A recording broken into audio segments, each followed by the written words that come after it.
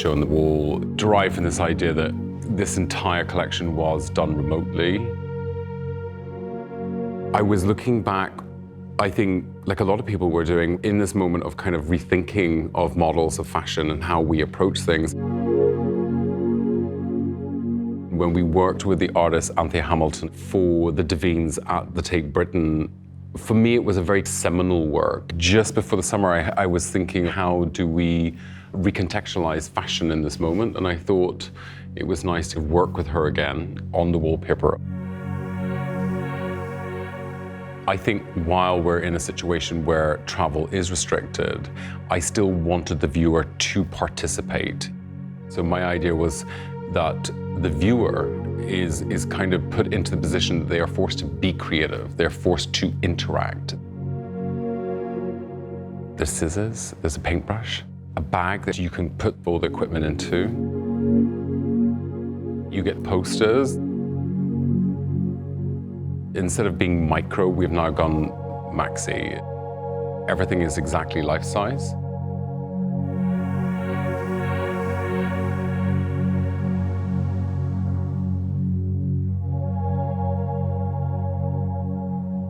When I was kind of working at how we were going to put this collection together, I like this idea that we would really delve into exploring the art of fashion.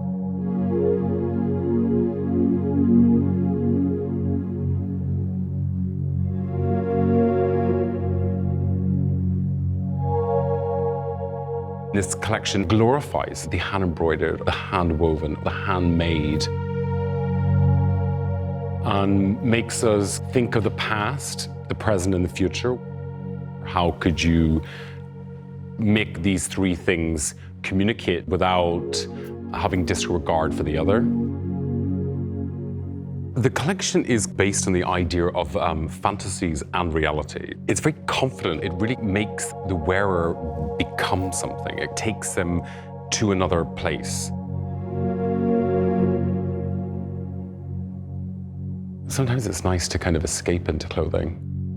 I've been doing a lot of historical research on how boning can be used within clothing and actually taking it out of its context instead of having it here or when it's here. By using it on the different edges, you can get kind of a structured fluidity somehow, where you kind of take a softer fabric, using it to force shape or force movement.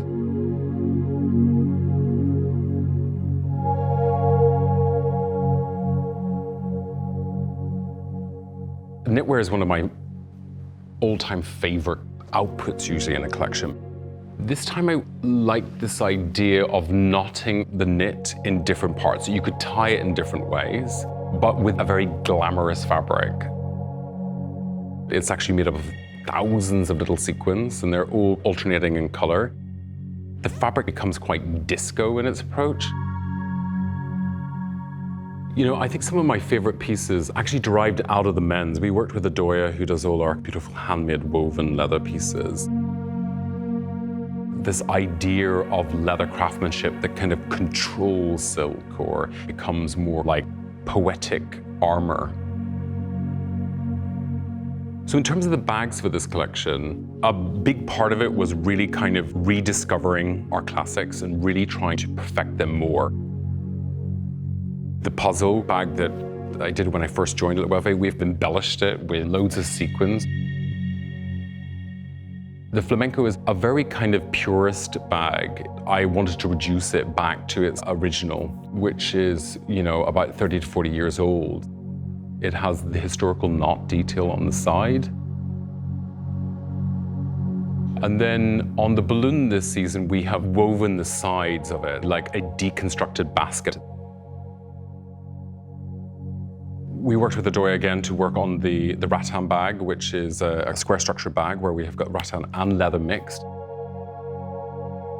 We've explored with a couple of new shapes. We have the shell bag. It actually came out of a lot of research I was doing on a ceramicist called George Orr, an American ceramicist from the 19th century, who explored with clay in a very out-of-period way. It is nearly like taking a slab of flat clay and then you are building in kind of dimples in it to create the volume. This is a moment where it is not about being bombastic, it's more about being sensitive and sincere and honest of where we are at. It's sometimes better to kind of like embrace a moment that is challenging than trying to pretend that it's not. When you bring different parameters, I think creativity can really flourish because it makes you think differently.